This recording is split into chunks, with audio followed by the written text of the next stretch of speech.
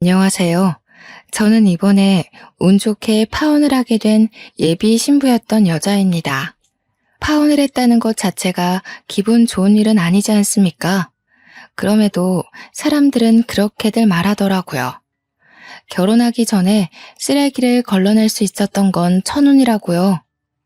사랑하는 사람에게 배신을 당했다는 건 참으로 슬픈 이야기지만 역시나 더 큰 약속을 하기 전에 파혼으로 제 불행을 막았다는 것은 천만 다행이었어요. 이혼을 했다면 일일이 저의 이혼 사정을 언급해야 할 텐데 파혼은 저에게 완벽한 싱글 타이틀을 돌려주는 셈인 거잖아요. 하늘은 제 편이었다고 좋게 좋게 생각하고 있습니다. 그러니까 제 예비 신랑과 어떻게 파산을 맞게 되었는지 그 사연을 들려드리려고 해요. 당연히 유쾌한 이야기 아니고요. 감동적인 이야기도 아닐 겁니다. 이런 유형의 남자들도 있다는 걸 세상 천하에 공표해버리고 싶어서 찾아왔으니 제 예비 신랑 얘기에 화가 잔뜩 나셨다면 욕 한번 해주세요. 제 예비 신랑은 저와 약혼 관계임에도 맞선을 끊지 않고 저울질을 일삼던 사람입니다. 당연히 처음에는 몰랐습니다. 예비 신랑이 간이고 쓸개고 다 내어줄 것처럼 저를 사랑해줬으니까요. 저와 예비 신랑은 서로 결혼 정년기에 만나서 사랑을 키웠고 결혼 약속을 하게 되었어요. 예비 신랑을 만나기 전까지 저는 결혼을 향한 사람의 욕심이 얼마나 무서운 건지 모르고 지냈습니다.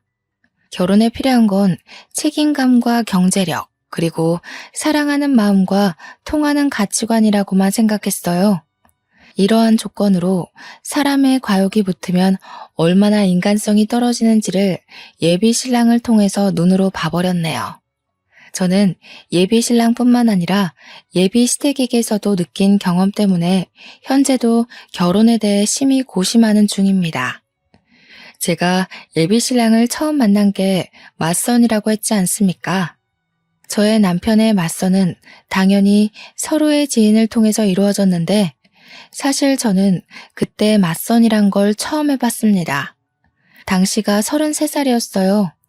원래는 결혼 생각도 없고 남자친구도 없이 저만의 삶을 사는 게 재밌어서 다른 것에 관심을 못 두고 있거든요.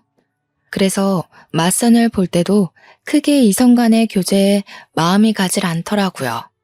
그런데도 맞선을 보게 된 건 돌아가신 친정아빠의 바람이었기 때문이었습니다. 저는 맞선을 보게 된 그 해에 심근경색으로 돌아가신 아빠를 보내드렸고 아빠는 살아계실 때 누누이 제가 결혼한 걸 보고 싶다고 말을 많이 했었어요.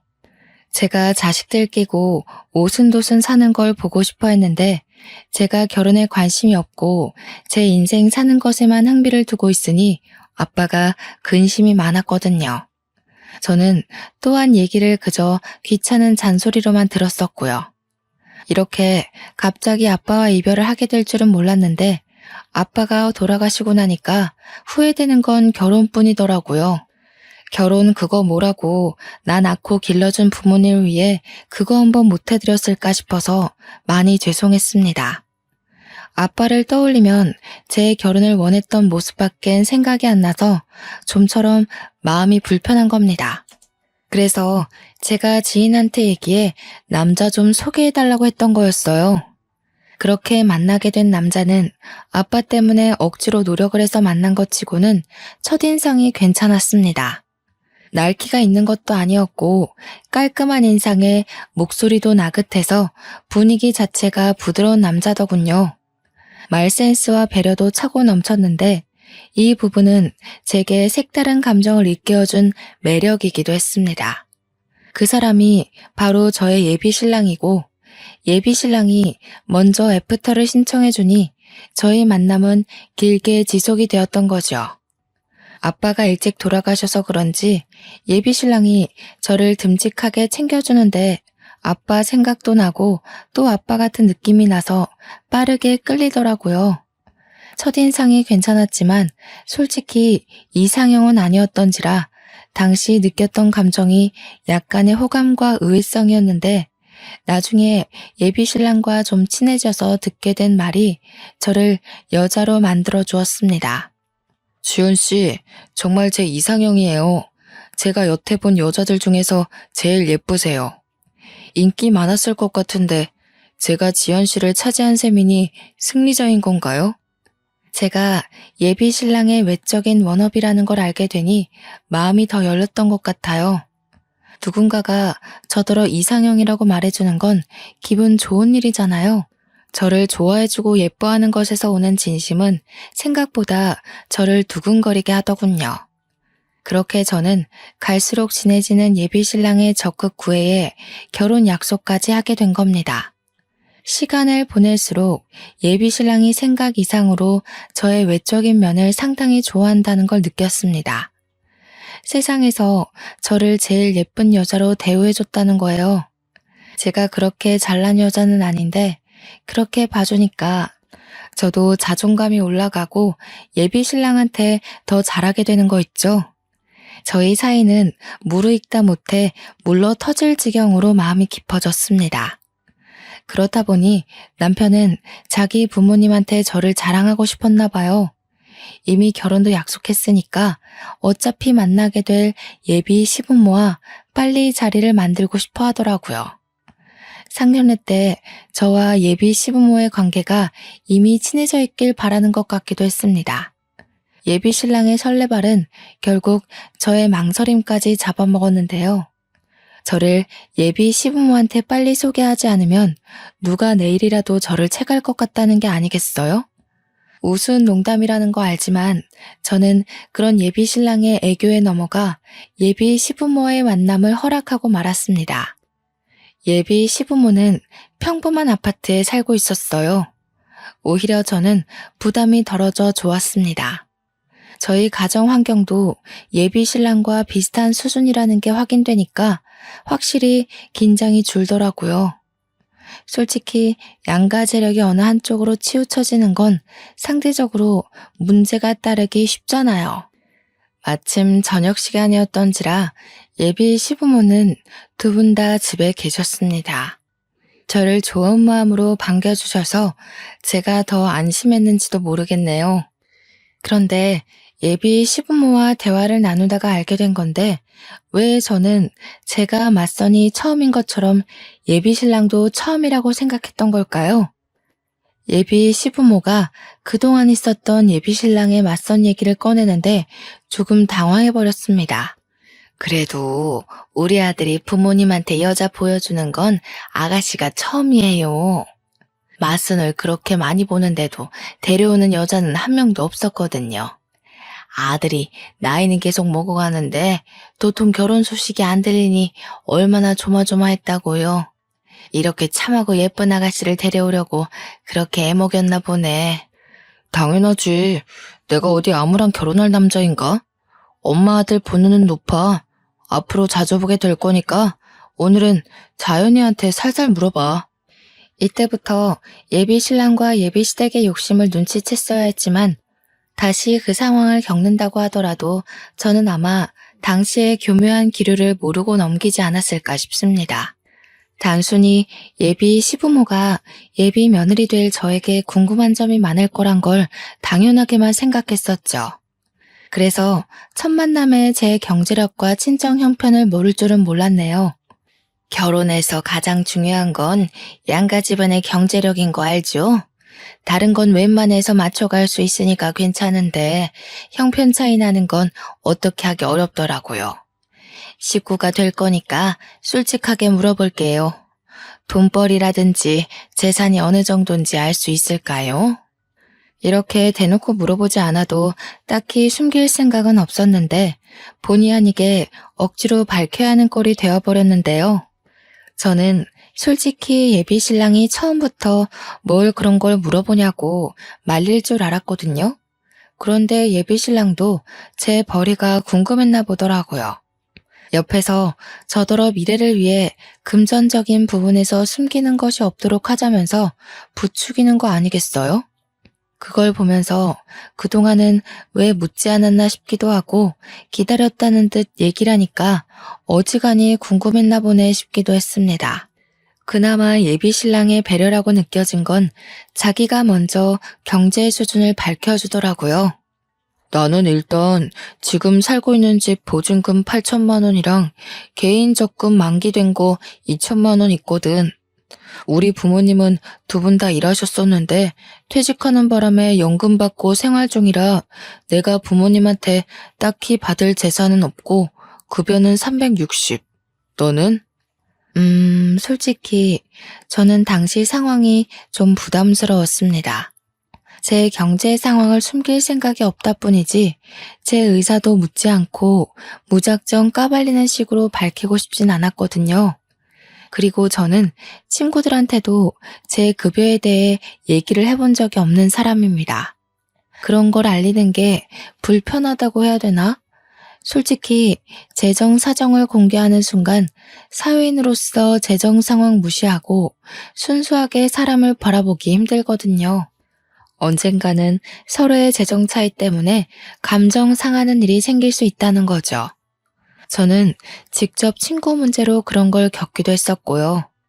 예비 신랑은 정말 한 톨도 빠짐없이 제게 시댁 재정을 낱낱이 공개했는데요. 예비 시댁이 원래 잘 사는 편이 아니라서 혼수나 예단비를 준비할 능력이 안 된다고 하더라고요. 그래서 예비 신랑은 온전히 자기 돈으로 장가를 가야 된다고 했습니다. 저렇게 다 오픈해버린 상황인데 제가 어떻게 침묵으로 일관하고 답변을 미룰 수 있었겠습니까? 저도 할 수 없이 제 경제 능력에 대해 얘기를 했죠. 좋게 생각하기로 했어요. 어차피 결혼할 사이인데 같이 가정을 꾸리려면 금전적인 부분을 공유하는 게 그리 잘못된 부분이 아니잖아요. 또 부모님한테 결혼 자금을 지원받을 수 없는 건 저도 마찬가지였고요. 저는 웨딩 플래너 직업을 갖고 있었기에 월급은 250 정도라고 했습니다. 모은 돈 또한 예비 신랑보다 20% 작아서 그렇게 말씀드렸고요. 친정 형편도 예비 시댁이랑 비슷한 수준으로 말했어요. 어쨌든 전체적으로 저는 예비 신랑보다는 못 미치는 수준의 재정이었습니다. 이렇게까지 솔직하게 깐 건 저도 처음이라 마치 발가벗는 기분이었고 어색하고 민망했는데 예비 신랑이 옆에서 고맙다고 말해줘서 후련하기도 했습니다. 그런데 문제는 제가 금전 공개한 이후로 예비 시댁의 대우가 좀 변한 것 같다는 겁니다. 들어올 때랑 나갈 때 예비 시부모 태도는 남이 보기 민망할 만큼 바뀌어 있었어요. 식사를 마치고 그만 돌아갈 시간이 되었을 때 제가 간다고 인사를 드리니 예비 시부모는 일어날 생각도 안 하고 앉아서 대강 고개만 끄덕이더라고요. 조심히 가라는 말만 했고 배웅 같은 건 없었습니다. 배웅을 바란 건 아닌데 제가 마음에 들었다면 다음에 또 오라는 말 정도는 해주지 않았을까요? 그런 말도 없으시더라고요. 그냥 조심히 가라는 말이 다였습니다. 찝찝해서 예비 신랑한테 예비 시부모가 날 마음에 안 들어하는 것 같다고 슬쩍 말해보았는데 예비 신랑이 그런 거 아니라고 자기 부모님 평소에도 표현이 서툰 사람이라고 하더군요. 제 생각엔 표현이 서툰 게 아니라 그건 분명 불호인 표정이었거든요. 그렇지만 어쩌겠어요. 예비 신랑 생각해서 그냥 제가 예민했다고 넘겼죠. 그날 이후 한 번씩 예비 시부모의 떨떠름한 태도 때문에 마음에 걸리곤 했는데 제게 중요한 건 예비 시부모가 아닌 거 있죠. 어느 순간부터 예비 신랑 또한 은근히 변한 것 같다는 거예요. 항상 먼저 연락하고 먼저 어디 갈지 데이트 코스를 짜던 사람이 점차 제가 연락해야만 소식을 물을 수 있고 주말에 시간 내서 놀러 가자고 하면 몸이 안 좋다는 핑계로 만남을 미루기 시작했다는 거죠. 초반에는 그러려니 했습니다. 그런데 제 생일마다 이벤트를 해주던 사람이 이번엔 생일인 줄도 모르고 그날 자기가 들고 있는 동호회에 선약이 있다고 하길래 저는 예비 신랑이 저한테 마음이 뜨고 있다는 걸 눈치챘어요. 그날 그게 예비 시댁에서 금전적 부분을 공개했을 때 이유라는 것도 눈치껏 알아차릴 수 있었고요. 언제 한번 예비 신랑이 연애 초창기에 달콤한 말을 가정한 속내를 밝힌 적이 있었는데 갑자기 그 말이 불현듯 생각나더라고요. 나는 부부가 된다면 부부끼리 서로 도움을 받을 수 있는 관계였으면 좋겠어. 한쪽이 일방적으로 애써야 되는 관계 말고. 저는 당시 그 말이 부부관계의 감정적 요인을 말하는 걸로 이해를 했습니다. 그런데 지나서 생각해보니 그게 아니라 금전적인 부분을 말하는 거였겠네요. 제가 콩깍지에 눈이 멀어 예비 신랑의 말을 곧이곧대로 들은 것을 탓해야지 누굴 탓하겠습니까? 당시만 해도 예비 신랑의 변한 태도가 제 경제력 때문이란 것에 완전한 확신은 없었고 그 방향으로 촉만이 기울고 있을 때였는데요. 정말로 우연찮게 발견한 장면 때문에 이 남자가 저를 향한 마음이 끝났다는 걸 확신했죠. 일하는 도중 우리 회사 1층 카페에 갔다가 예비 신랑을 발견했거든요. 제가 직업이 웨딩 플래너라고 얘기는 했지만 우리 회사 위치를 말한 적은 없는데 예비 신랑이 제 회사로 찾아왔더라고요. 카페 한쪽에 앉아있길래 놀라기도 했고 반가워서 인사를 하려고 다가갔습니다. 그런데 예비 신랑과 같이 있는 일행을 보고는 숨는 걸 먼저 택했어요. 예비 신랑이 웬 아가씨와 대화 중이었거든요. 그 아가씨 앞에서 예비 신랑은 저와의 연애 초창기에 보여줬던 웃음을 짓고 있었습니다. 저는 당시 안 본 지 오래되었던 그 웃음을 다른 여자한테 보여주고 있는 걸 보는데 육감이 바로 반응하더라고요. 누가 봐도 남녀의 맞선 장면이었지만 처음엔 예비 신랑을 이해하려고 했습니다. 예비 신랑이 제게 마음이 떠났다고 느꼈음에도 우리가 정식으로 헤어진 것이 아니잖아요. 결혼까지 약속한 사이인데 뒤에서 딴 수작을 부리는 게 비상식적인 행동이라 생각해서 예비 신랑을 믿으려고 했다는 거예요. 그러려면 제가 그 둘의 만남이 어떤 목적인지 확실히 알아야 될 것 같다고 생각을 했습니다. 그래서 더 가까이 다가갔고 다가갈수록 둘의 대화에서 한두 번 만난 사이가 아니라는 게 들렸죠. 둘의 관계가 예사롭지 않다는 걸 확실히 들은 저는 더 이상 숨지 않고 예비 신랑에게 모습을 드러냈습니다. 자기 여기서 뭐해? 나한텐 회사 미팅 있다고 연락하기 어렵다더니 미팅 주제가 데이트 코스인가 봐? 온통 커플 여행 얘기뿐이네. 예비 신랑은 저를 발견하자마자 까무러치게 놀라면서 벌떡 일어났습니다. 황급히 저를 데리고 다른 곳으로 달아났죠.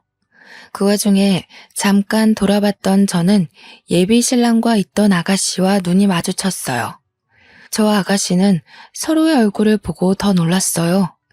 그 아가씨는 다름 아닌 저와 같은 플래너인 2년 후배였습니다. 저희는 서로 집도 드나들 만큼 제법 친한 사이였어요. 그 후배도 예비 신랑과 저를 보고서 당황하는 것 보니 예비 신랑에게 저의 존재가 있었다는 걸 몰랐던 눈치 같았습니다. 후배 일은 나중에 언제든지 대화 나눌 시간이 있으니 우선은 예비 신랑의 변명을 들어보는 게 먼저였습니다. 저를 구석으로 내몬 예비 신랑을 마주하면서 저는 어디 말해보라는 식으로 침묵하고 있었어요. 갑자기 불쑥 끼어들면 어떡해. 거기 나만 있는 자리였어? 뭘 오해하고 있는지 모르겠는데 그런 거 다 아니니까 괜히 쓸데없는 생각하진 말고. 일단 나중에 얘기하자. 어렵게 얻어낸 기회라서 너랑 이러고 있을 시간이 없어. 어렵게 얻어낸 기회?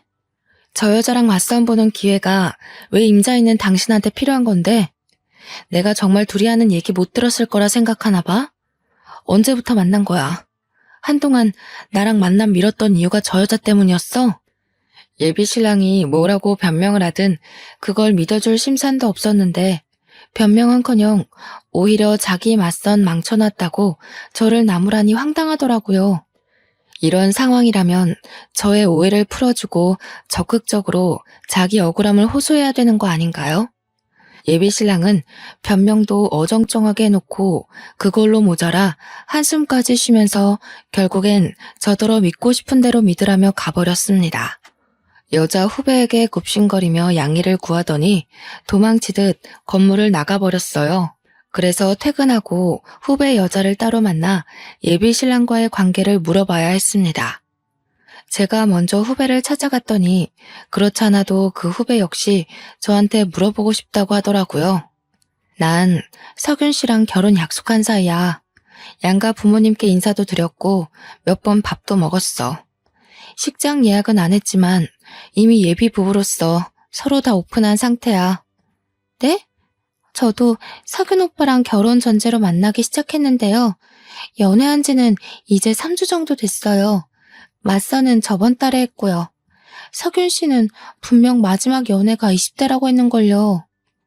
후배가 깜짝 놀라면서 예비 신랑에게 들었던 정보를 말해주는데 한 달 전인가 지인을 통해서 예비 신랑을 소개를 받았고 그 맞선을 적극 부탁한 것이 바로 예비 신랑이었다고 했습니다. 저는 나름대로 예비 신랑의 일관된 진심에 감동해서 어렵게 결혼을 결정했고 저희가 제법 진지하게 만났다고 했는데 당시로부터 한 달 전이면 저를 향한 예비 신랑의 태도가 변하기 시작했을 때거든요. 저는 혹시나 싶어 후배에게 예비 신랑과 금전적인 부분을 이야기 나눈 적 있냐고 물었어요. 후배는 결혼을 전제로 사귀기 시작한 날 예비 신랑이 먼저 오픈해주는 바람에 자신도 오픈을 했다고 하더군요. 제가 알기로 후배는 원래 금수저 집안인데다가 굳이 플래너일 아니더라도 백이 대단한 여자입니다. 그건 직장 동료들 사이에서도 유명하죠. 그 얘기를 듣는데 이젠 정말 빼도 박도 못하고 확신을 할 수밖에 없더군요. 예비 신랑의 속이 다 보이는데 어떻게 일말의 신뢰를 붙들고 있겠습니까? 역시나 예비 신랑과 예비 시댁은 제 재정 때문에 저를 멀리했던 거였어요. 저한테 정이 떨어진 거겠죠. 제가 결혼 대상까지는 아니라고 알아서 판단했나 봅니다. 후배의 표정은 저와 예비 신랑의 사이를 전혀 몰랐다는 모습이었습니다. 그래서 제가 그런 쓰레기랑 만나서 인생 버리지 말라고 제가 다 알아서 해결 본다고 했어요. 그런데 문제는 예비 신랑의 양다리만이 아니더라고요. 아무것도 몰랐던 후배의 표정에서 저는 후배가 저처럼 배신감에 예비 신랑한테 따질 거로만 생각했어요. 그게 일반적인 사람의 모습일 테니까요. 저는 얼마나 상식 밖의 사람들을 곁에 두고 있었던 걸까요? 제가 그 자리에서 후배한테 들은 말이 뭔 줄 아십니까? 후배가 저한테 왜 자기가 예비 신랑이랑 헤어져야 되냐고 그러는 겁니다. 미주 씨, 지금 이해가 안 돼? 미주 씨랑 만나는 그 남자가 내 약혼자라고. 나랑 그 사람 정리된 관계도 아니고 그 남자는 지금 우리를 가지고 저울질했던 거라니까. 이런 취급을 당했는데 그런 쓰레기를 계속 만나겠다는 거야?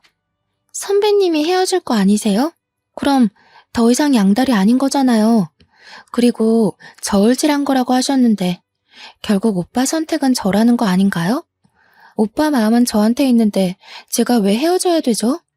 미주 씨 생각보다 상식 바뀌네. 원래라면 지금 내가 미주 씨 뺨을 쳐야 되는 상황이야.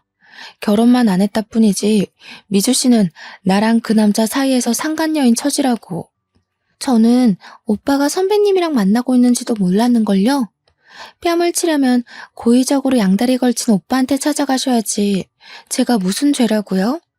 저는요, 저와 같은 일을 하는 후배를 보면서 후배의 낯가림 없는 아양이 고객 응대에 적당히 필요하다고 보고 후배한테 배우기까지 하며 친하게 지냈거든요. 근데 그게 아니었나 봐요. 후배는 직장 선배들을 이용해 회사에 적응을 잘하려고 이용했던 건데 다 제가 착각이었던 거죠. 적어도 후배가 겨우 3주 만난 예비 신랑이 아닌 저를 더 신뢰하고 있다고 당연하게 생각했습니다. 그날 밤 예비 신랑은 후배한테 어떤 얘기를 듣기라도 했는지 오랜만에 저희 집을 찾아왔더라고요.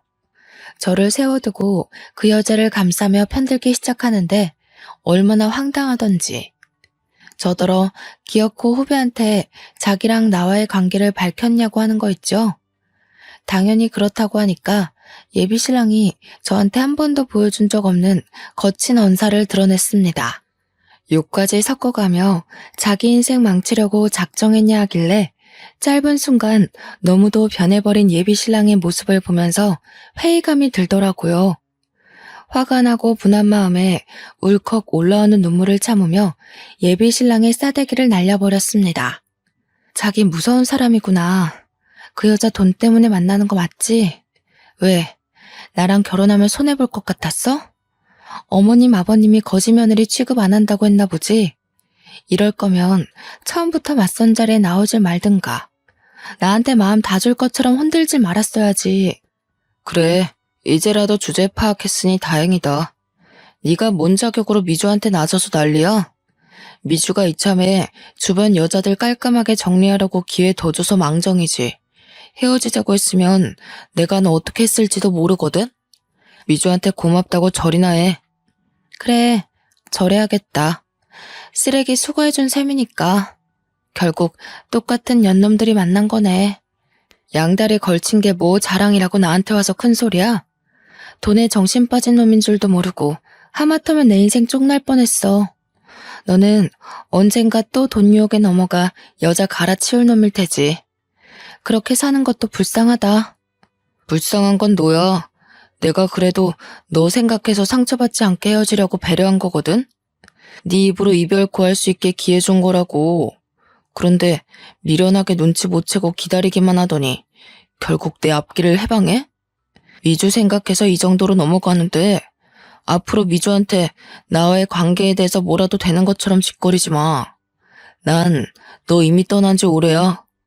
예비 신랑은 저한테 손찌검을 할랑말랑 참다가 속풀이만 하고서 돌아갔습니다. 그날로 저와 예비 신랑의 관계는 종결났고 저는 끼고 있던 반지를 갖다 팔아버렸어요. 직장에서 후배를 만나도 비즈니스 대화 말고는 인사도 안 하며 지냈습니다. 후배는 벌써 예비 신랑과 약혼 반지를 나눠 꼈더라고요. 그걸 보는데 배알이 뒤틀리기보다는 안타까운 거 있죠. 조만간 저 여자 약혼 반지도 쓰레기통 신세가 될 거라 확신하고 있으니까요. 그렇게 저와 예비 신랑이 헤어진 지 4달이 지났을까? 제가 아주 기막힌 장면을 목격했지 뭡니까? 직원들의 락커가 같은 곳에 있기 때문에 점심시간이나 퇴근에는 어쩔 수 없이 근접거리에서 마주할 수밖에 없거든요. 후배가 손가락에 있는 약혼 반지를 빼더니 회사 내 카페에서 남자를 만나고 있는 게 아니겠어요? 딱 봐도 스킨십이 자유로운 게 예사로운 관계가 아닌 듯 보이더라고요. 당연히 그 남자는 예비 신랑이 아니었고 보니까 후배가 예비 신랑과 새 남자를 두고 저울질하고 있는 듯 했습니다. 저랑 상관없는 그 일을 이렇게 언급하는 이유는 후배의 양다리 때문에 저한테마저 어처구니 없는 일이 생겼다는 겁니다. 후배의 양다리를 목격한 지 2주가 지난 시점이었어요. 퇴근을 하고 집에 갔더니 예비 신랑이 저를 기다리고 있는 거 아니겠습니까? 저를 발견한 예비 신랑은 서둘러 제 앞으로 다가와 다짜고짜 아스팔트 위에 무릎을 꿇었습니다. 자기야, 내가 잘못했어. 내가 자기 같은 정직한 여자를 두고 정신이 나갔던 거야. 위주 걔가 아주 대바라졌더라고. 글쎄, 우리 부모님한테 집안꼴이 개꼴이라고 대놓고 욕을 하는 거 있지? 우리 부모님한테서 무슨 마른 곰팡이 냄새가 난다고 하면서 얼마나 건방진 태도를 보이던지. 심지어 나더러 대릴 사유를 하라고 하잖아. 남자가 어떻게 여자 집에 들어가서 지내? 모양 빠지게. 내가 당장 꺼지라고 해버렸어. 잘했지? 뭐 하자는 거야?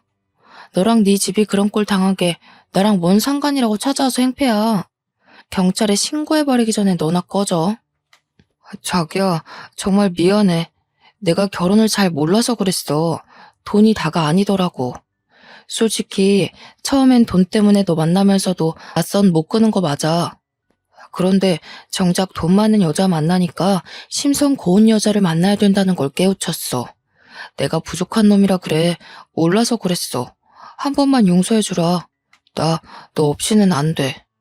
이미 엎질러지고 말라 비틀어진 물을 다시 주워 담으려고 애쓰는 예비신랑을 보는데 짠내 나기는커녕 이게 이 사람의 본질이구나 싶어서 있던 정마저 떨어져 버리더라고요. 상대하기 귀찮아서 예비신랑을 내버려 두고 집에 들어와 버렸는데 예비신랑은 그날뿐만 아니라 다음 날도 그 다음 날도 계속해서 집 앞에 기다리고 있었습니다. 이미 쪽나버린 우리 관계가 고작 저런 행동에 다시 이어질 거라 희망을 갖는 예비신랑의 행동이 웃기기만 하더군요. 그런데 더 황당했던 건 어느 순간부터 예비시댁에서까지 연락이 온다는 겁니다. 처음엔 모르는 전화번호라서 생각 없이 받았어요. 예비 시무라는 걸 알고 나서 얼마나 당혹스러웠는지 모릅니다. 나 기억나지요? 석윤이 엄마입니다. 우리 석윤이가 외동으로 컸는데 어릴 때부터 생전 부모님만 모셨지 연애 한번 제대로 못 해본 놈이에요. 그래서 여자 보는 눈이 참 없어요.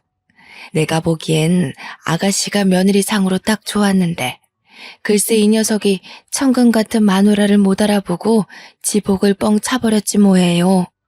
그래서 하고 싶은 말이 뭔데요? 혹시 해서 묻는 건데요. 석윤 씨가 저 붙잡아 달라고 시킨 건가요? 그런 거라면 저 석윤 씨한테 마음 없으니까 헛고생하지 말라고 제대로 좀 전해주세요. 이렇게 된 거 그냥 말할게요. 석윤이가 아가씨랑 헤어지고 여자를 몇 번 데려왔었는데 다들 정신머리가 영 꽝이더라고. 어떻게 아가씨 같은 여자를 두고 그런 여자를 만난 건지 내 아들이라도 이해가 안 가더라니까. 그래서 말인데 약혼 원래대로 진행하면 안 될까요? 약혼이 애들 장난인가요? 제 인생이 걸린 문제예요. 지금 이러시는 거 제 인생으로 장난치는 거라고밖에 생각 안 들거든요. 이 번호 수신 차단하겠습니다. 불편하니까 다들 연락하지 마세요. 이날로 저는 이 사람들과의 관계가 끝났다고 생각했습니다. 그러나 이렇게까지 파산나버린 약혼을 제가 다시 생각해본 계기가 있었는데요. 바로 우리 친정엄마에게 암 판정이 내려졌을 때였습니다. 저희 친정 살림이 넉넉한 것이 아니었기 때문에 제 수중에 있는 돈으로만 친정엄마 병원비를 대야 하는데 치료 비용이 만만치 않더라고요. 항암 비용이 원래 생각보다 많이 든대요. 그동안 모았던 목돈을 쓴다고 해도 대출은 필수인 상황이었습니다. 그런데 그때 예비신랑이 제게 단비 같은 존재로 등장을 해줬던 거지요. 예비신랑이 제 사정을 어떻게 알았는지 친정엄마 아픈 걸 알고 저를 찾아왔고 저한테 치료 비용을 보태주겠다고 하는 겁니다. 처음엔 거절했어요. 그 사람 돈을 받을 바엔 있는 대출 없는 대출 끌어모으고 친하지도 않는 친척들 돈을 빌려서 최대한 허리띠를 졸라매며 해결하는 게 낫다고 봤거든요.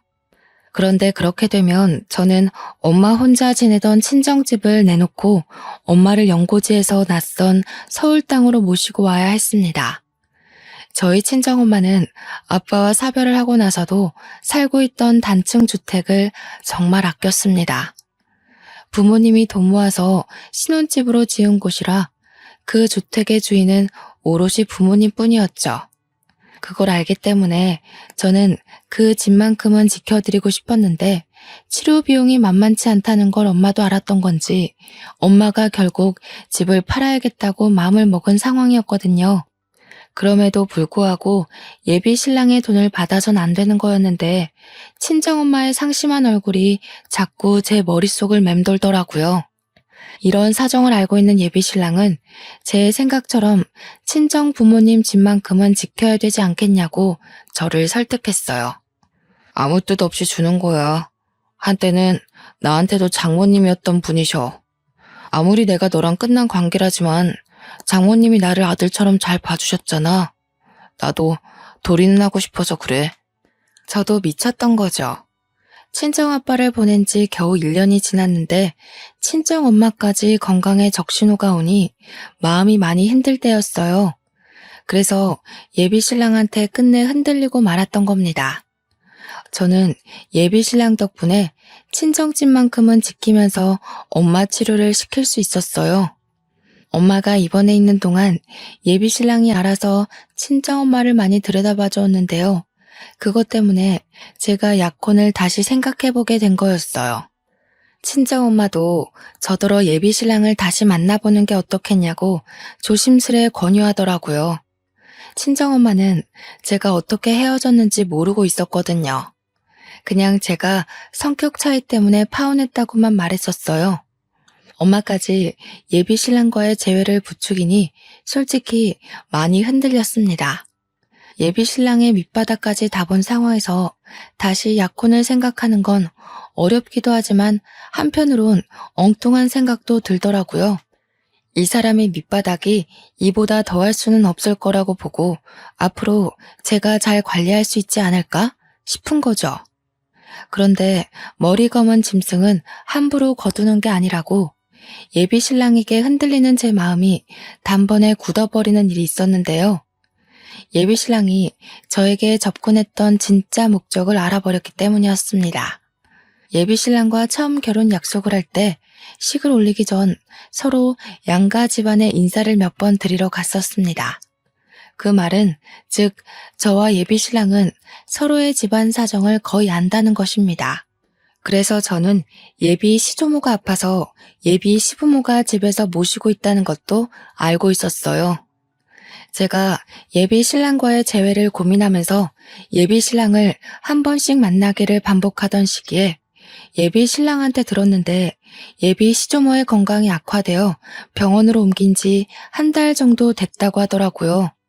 예비 신랑도 저희 친정엄마 병간호를 도와줬기 때문에 빚지기 싫어서 저 또한 예비 시조모 병원에 몰래 방문한 적이 있었습니다. 예비 시부모는 저를 돈으로만 봤었지만 예비 시조모만큼은 저를 손녀딸처럼 잘 봐주셨거든요.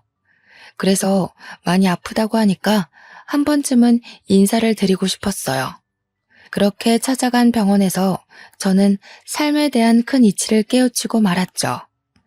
예비 시조모랑 간병인만 있는 줄 알았던 병실에서 예비 신랑과 예비 시모를 봤는데 둘이서 심각하게 얘기를 나누고 있더라고요.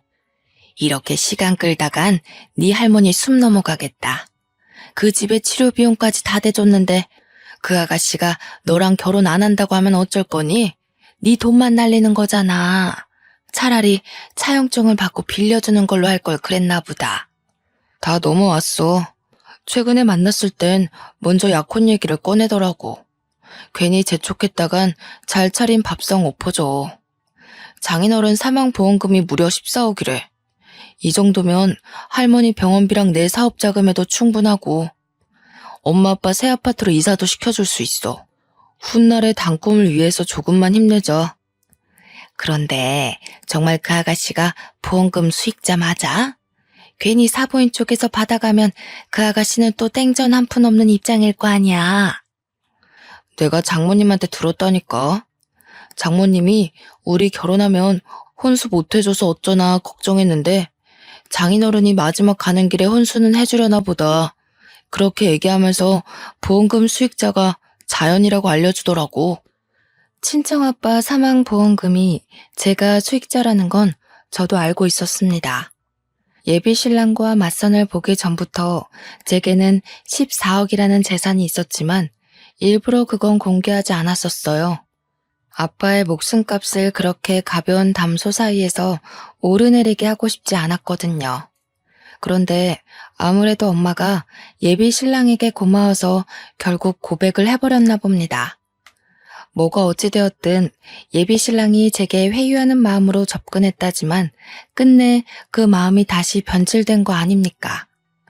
친정아빠의 사망보험금 얘기가 나오자 더는 못 들어주겠다 싶어 저는 병실 문을 열고 들어갔습니다. 저를 보고 놀라는 둘의 표정이 아주 보기 좋더라고요. 저는 들고 있던 꽃바구니에 꽃을 꺼내 예비 시모 얼굴에 패대기 쳤고 그 바구니로 예비 신랑을 죽자 살자 내리쳤어요. 예비 신랑이 아파서 소리를 악악 지르다가 저를 붙잡았습니다. 당신들이 이러고도 사람이야? 사망보험금? 네가 나한테 잘했던 이유가 그거였구나. 짐승반도 못한 것들. 어떻게 사람 힘든 시기를 이용해서 배불리려고 해? 여길 어떻게 왔어? 왜 연락도 안 하고 찾아와? 아니, 그러니까 자기가 뭘 어디서부터 들었는지 모르겠는데 그런 뜻이 아니야. 너한테는 더는 내려갈 밑바닥은 없다고 생각했는데 내려가고 말고 할 게 아니라 아예 밑바닥에서 살고 있는 짐승 새끼였구나. 사람이 이렇게까지 바닥을 기기만 할 줄은 몰랐네. 너 때문에 세상에 이런 사람들도 있다는 걸 알았어. 거머리 짓에는 나이가 불문하다는 것도 아주 잘 알았고. 얘가 어디서 어른한테 이런 몰상식한 짓을 해? 너 지금 나 때렸니?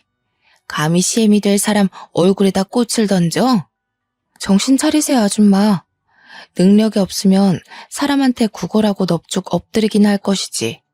거짓골에 자존심만 살아서는 남의 돈이 자기 돈인 것 마냥 그렇게 살고 싶어요? 자식 새끼를 이 정도밖에 못 키운 것도 다 아줌마 업보예요. 거지라는 말도 아깝네요. 이런 쓰레기들은 기생충이라고 불러줘야 되는 건데. 화가 난 예비 시모가 제게 손찌검을 하려고 했는데 예비 신랑은 그 상황에서도 저를 설득시킬 수 있다고 생각한 건지 예비 시모의 손을 자기가 막더라고요. 그러면서 저한테 무릎 꿇고 매달리는데 이미 병원 사람들은 열린 병실문을 기웃거리며 저희를 다 지켜보고 있었습니다. 말썽꾸러기 청소년들이 저희 상황을 실시간으로 SNS에 퍼뜨려 자기 채널에 인기몰이를 하기도 했어요. 제 손을 잡고 한 번만 봐달라고 저를 사랑하는 마음은 진심이라고 하는 예비신랑의 애절함에 저는 예비신랑의 머리채를 잡고 밀어버렸습니다. 그 바람에 예비신랑 뒤에 있던 예비시모가 그걸 피하다가 같이 넘어졌지 뭡니까. 아무래도 하늘은 내 편인 것 같네. 이렇게 두 번의 기회나 주니 말이야. 그래, 원래 돈 때문에 양다리 걸쳤던 사람인데 그 개버릇이 고쳐졌을 리가 없지. 어디 또 자존심 세우고 남의 돈 빨아먹는 거머리짓 해봐. 이미 당신들 얼굴 팔려서 그게 통할 상대가 있을지 모르겠지만 예비신랑은 그제야 이 상황을 구경하고 있던 사람들에게로 신경이 빼앗겼고 허겁지겁 꽃바구니로 얼굴을 가렸습니다. 그 추잡한 모습에 헛웃음이 나와서 그대로 병실을 나와버렸어요. 예비신랑이 저를 쫓아오려고 해도 병원 사람들이 예비신랑에게 손가락질하면서 막아주는 덕에 저는 깨끗이 손을 털 수 있었어요. 그리고는 서울 집에 짐을 모조리 챙겨 친정에 내려갔습니다. 엄마는 초기에 발견했던 암인지라 통원 치료가 가능할 정도로 완쾌가 되었어요. 그래서 예비신랑이랑 더는 재회할 생각 없다고 그동안 있었던 일을 솔직하게 말해줬습니다. 친정엄마는 깜짝 놀라면서 가슴을 부여잡더라고요. 저더러 혼자 고생 많았겠다고 다독여주기도 하더군요. 그리고 저는 혹시 몰라서 예비신랑을 상대로 접근 금지를 신청했어요. 고맙게도 예비신랑이 제게 집착하고 연락하면서 계속 집 앞에 찾아왔던 증거들이 넘쳐났기 때문에 신청서 내는 건 어렵지 않았습니다. 그 이후로 더 이상은 예비신랑을 마주하는 일이 없었습니다. 저는 친정집이랑 가까운 웨딩홀에 취직하여 다시 일상을 회복 중에 있어요. 서울이 아니다 보니까 SNS에 얼굴이 팔렸다고 하더라도 저를 알아보는 사람은 없더라고요. 다만 예비신랑은 상황이 다를 겁니다. 예비신랑이 다른 사람 밑에서 사업을 하고 있었는데 자기 개인 사업장 차릴 거라고 인맥을 많이 관리하고 있었거든요. 그 인맥들은 다 인터넷 시장에 빠삭한 사람들이라서 아마 예비신랑의 커리어 문제가 생겼을 거라고 확신합니다. 벌 받은 거겠죠. 하늘에서도 돈에 현혹되어 사람을 이용하는 짓이 얼마나 인정머리 없는 짓인지 알고 있나 봐요. 예비신랑을 통해서 저는 더더욱 행동거지를 조심하고 종이 쪼가리에 인생을 거는 짓은 하면 안 된다는 걸 뼈저리게 깨우쳤습니다. 참, 그리고 예비신랑과 바람났던 그 후배 있잖아요. 한참 제 예비신랑 만날 때 너무 당당하게 연애를 했던지라 주위에서 그 후배를 보는 눈길도 곱지 않더라고요. 제가 친정으로 간다고 그 회사에 사직서를 낸 뒤 후배도 며칠 안 가 사직서를 제출한 걸로 들었습니다. 인생이 참 어려운 것 같으면서도 단순한 것 같아요. 열심히 앞만 보고 사는 사람에겐 꼭 유혹이 생기고 나쁜 것에 현혹되어 쉽게 살고자 하는 사람들에겐 꼭 벌이 따르는 것 같으니 말입니다. 대신 한 가지 명확한 건 있네요. 성실한 사람들은 살아가는 과정에 장애물이 있을지언정 결과만큼은 창대하고, 불성실한 사람들은 과정만큼은 편할지언정 결과는 끝내 미약하다는 거죠. 결혼하기 전부터 진을 다 빼버렸더니 저는 이제 정말 결혼에 대한 욕심이 사라졌습니다. 안 그래도 결혼을 해도 그만, 안 해도 그만이라 생각하다가 예비 신랑을 만나서 결혼을 약속했던 건데, 일이 이렇게 엎어지니 결혼은 얼마나 지옥 같을지 상상이 되더라고요. 돌아가신 아빠의 소원은 들어주지 못할지 모르지만 평생 제가 잘 사는 모습을 보여주겠다고 그렇게 다짐했습니다. 제 결혼은 이렇게 시작도 못 해보고 고꾸라져 버렸어요. 다들 거하게 준비하던 계획이 무너진 순간들 있었는지 모르겠습니다. 분명 힘들고 아플지라도 그것이 내 삶의 끝이 아니라는 것만 기억하셨으면 좋겠네요. 좋은 이야기는 아니었지만 그래도 들어주셔서 감사합니다. 다들 각자의 길에서 행복하길 바랍니다. 긴 사연 들어주신 여러분, 감사합니다.